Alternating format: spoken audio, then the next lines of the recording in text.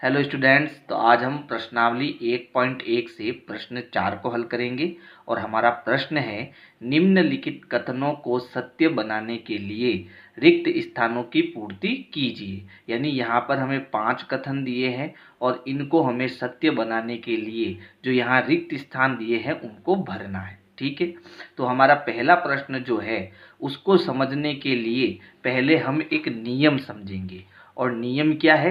योज्य क्रम विनिमय का नियम। अगर ये नियम आपको समझ में आएगा तो ये पहला प्रश्न भी आपको समझ में आ जाएगा। तो देखो, ये नियम ये कहता है कि मान लीजिए मेरे पास दो नंबर है ए और बी। ठीक है, तो ये दोनों नंबर अगर मैं जोड़ता हूँ, जैसे ए प्लस बी, इन दोनों को मैंने जोड़ा, तो अगर मैं इनका क्रम बदल दूं, क्योंकि क्रम विनिमय नियम है तो इसका नियम ये कहता है कि इनका क्रम बदल दो। तो अगर मैं क्रम बदलने पर बी पहले लिख दूं और ए बाद में लिख दूं तो इसको कोई फर्क पड़ने वाला नहीं है, दोनों उत्तर हमारे बराबर आएंगे। जैसे मान लो मैं एक संख्या लेता हूँ 3 और दूसरी संख्या लेता हूँ 5। ठीक है, तो अगर मैं 3 और 5 को जोड़ूं, ठीक है, या फिर 5 और 3 को जोड़ूं, तो दोनों ही कंडीशन में मेरा उत्तर कितना आ रहा है? 8 आ रहा है। इसका मतलब यहाँ पर अगर इनका क्रम बदला जाए तो इनकी जोड़ में कोई फर्क नहीं होता, इसीलिए इसे हम क्रम विनिमय का नियम कहते हैं। अब देखो, यहाँ पर हमारा पहला नंबर क्या है? -5 है। दूसरा यहाँ पर हमारा नंबर क्या है? -8 है। फिर देखो, यहाँ बराबर का निशान है ना, बराबर का निशान है। फिर यहाँ पर क्या हो गया? -8 आ गया, फिर प्लस का निशान आ गया। अब ये कह रहा है कि इसमें क्या आएगा, तो देखो यहाँ -5 है, फिर -8 है, और यहाँ इसका देखो क्रम बदल दिया इसने, -8 आगे आ गया तो पीछे कौन आएगा? -5 आएगा, तभी ये दोनों क्या रहेंगे? बराबर रहेंगे। तो यहाँ हमारी खाली जगह में क्या आएगा? -5 आएगा। और यहाँ एक नियम लग रहा है, उस नियम को हम आगे लिख देते हैं। नियम हमारा क्या हो जाएगा? योज्य क्रम विनिमय, क्रम विनिमय। ठीक है, फिर उसके बाद में देखो दूसरा प्रश्न। दूसरे प्रश्न में देखो, यहाँ है -53, फिर प्लस यहाँ हमें कोई संख्या जोड़नी है, लेकिन ऐसी संख्या जोड़नी है कि दोनों को जोड़ने पर उत्तर हमारा -53 ही आए। तो ऐसी केवल एक ही संख्या है और वो है 0, क्योंकि 0 में हम किसी भी संख्या को जोड़ते हैं तो हमें वही संख्या मिलती है। ठीक है, और ये 0 जो है इसको हम कहते हैं योज्य तत्समक। 0 को हम क्या कहते हैं? योज्य तत्समक। ठीक है, चलो फिर उसके बाद देखो तीसरा प्रश्न। तीसरा प्रश्न कह रहा है कि 17 में मुझे एक ऐसी संख्या जोड़नी है जिसका उत्तर मुझे क्या मिले? 0 मिले।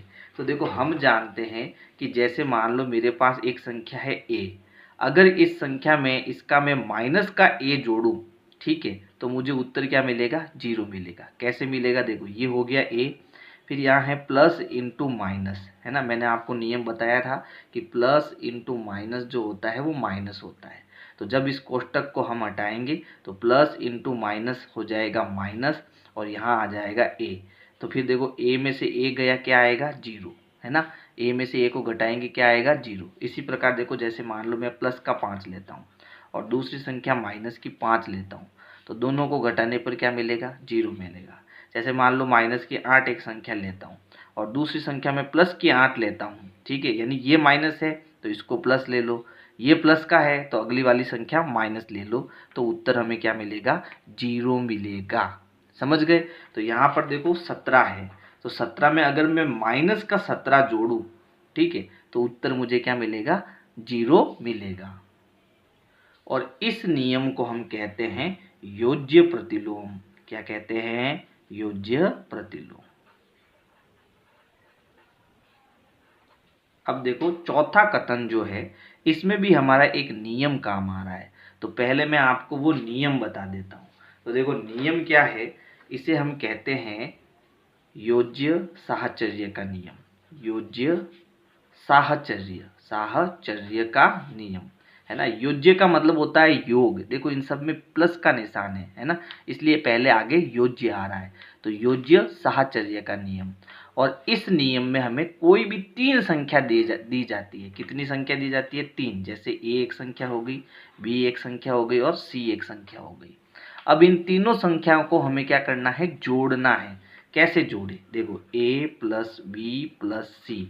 मैं एक काम करता हूँ, पहले इन दोनों को जोड़ लेता हूँ, फिर इनकी जो भी जोड़ आएगी उसको फिर मैं किससे जोड़ लूँगा? c से जोड़ लूँगा।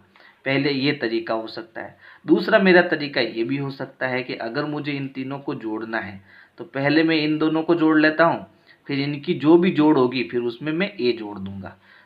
तो किसी भी तरीके से मैं जोड़ूं, उत्तर मेरा क्या आएगा? बराबर ही आएगा। जैसे मान लो मैंने तीन संख्या ली, 1, 2 और 3, और मुझे इनको जोड़ना है। जैसे मैंने 1, 2 और 3 को जोड़ा, और मैंने पहले क्या किया? पहले मैंने इन दोनों को जोड़ा, फिर मैंने 3 को जोड़ा। तो 1 और 2 को जब मैंने जोड़ा तो आया 3, फिर मैंने 3 को जोड़ा तो मुझे कितना मिल गया? 3 और 3 6। अब अगर मैं इनका क्रम बदलता हूँ, जैसे 1, 2 और 3 है, पहले मैं इन दोनों को जोड़ूं, फिर उसके बाद में 1 को जोड़ूं, तो देखो क्या आएगा? ये 1 अपनी जगह पर, 2 और 3 कितना हो गया? 5, और 5 और 1 को जोड़ूंगा तो कितना आएगा? 6, है ना। तो दोनों ही कंडीशन में उत्तर हमारा क्या आ रहा है? सेम आ रहा है। इसी को हम साहचर्य का नियम कहते हैं। लेकिन अब देखो इस प्रश्न के अंदर जो है हमें 3 संख्या दी हुई है। एक तो है -4, दूसरी है +15 और तीसरी है -3, है ना। और इस बार क्या करा है कि पहले तो इन दोनों को जोड़ा, फिर इनकी जो भी जोड़ आती है इसमें फिर -4 को जोड़ा। दूसरी बार क्या किया कि पहले -4 और +15 को जोड़ा, इन दोनों को जोड़ा, तो यहाँ पर नंबर कौन सा आएगा? -3 आएगा, है ना। यानी कि यहाँ कुल मिला के 3 नंबर है। एक है -4, दूसरा है 15 और तीसरा है -3। तो हमें यहाँ पर क्या लिखना है? -3 लिखना है। और ये जो नियम होगा, देखो ये जो नियम होगा वो हमारा क्या हो जाएगा? साहचर्य का नियम हो जाएगा। साहचर्य, और कैसा साहचर्य? योज्य साहचर्य। योज्य साहचर्य लिख देना यहाँ पर। और देखो चौथे में भी यही चीज है ना। यहाँ भी हमें कितने नंबर दिए हैं? 3 नंबर दिए हैं, और वो 3 नंबर यहाँ लिखे हुए हैं। तो पहला नंबर है +13, दूसरा नंबर है -12 और तीसरा नंबर है -7। तो यहाँ पर देखो पहला नंबर यहाँ 13 आ गया, दूसरा नंबर -12 आ गया, तो तीसरा नंबर इस खाली जगह में क्या आएगा? -7 आएगा। और यहाँ भी कौन सा नियम लग रहा है? योज्य तत्समक का नियम लग रहा है, सॉरी योज्य साहचर्य का नियम लग रहा है।